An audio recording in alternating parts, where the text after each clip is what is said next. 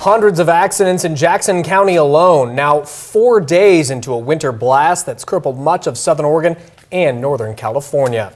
Good evening and thanks for choosing NBC 5 News at 6. I'm Craig Smullen. And I'm Natalie Hurd. That is our top story tonight. And a number of school districts in our area have canceled school again tomorrow. We will have the complete list in just a few minutes. But first to Ashland, where many streets continue to be covered in ice. The city says it is just now getting its gravel trucks to some of the residential neighborhoods. NBC 5's Ryan Christensen joins us live from Ashland with more. Ryan?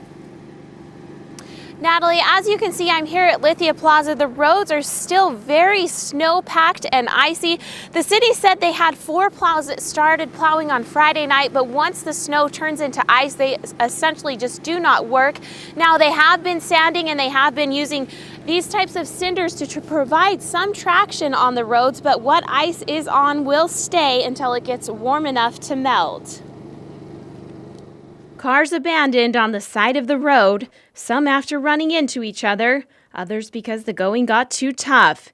And days after the storm, it's still whiteout conditions on most of the streets in Ashland. I have never seen this exact condition before. To be able to have, temperatures down at 0 and not get above freezing.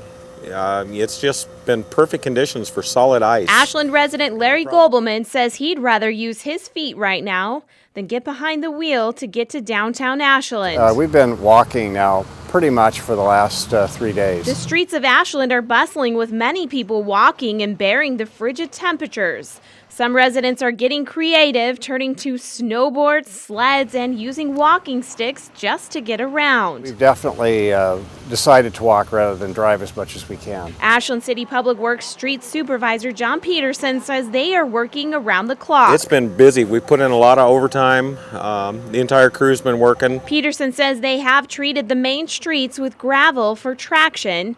No de-icing chemicals for the environment, and the plows can't scrape the ice either. They'd slide right over it. So days later... Well, right now, we are trying to finally get into the residential areas. City officials say that once the temperatures do get above freezing, they will use the plows again to clear the ice. But for now, chains are your best defense. Live in Ashland, Rayan Christensen, NBC 5 News.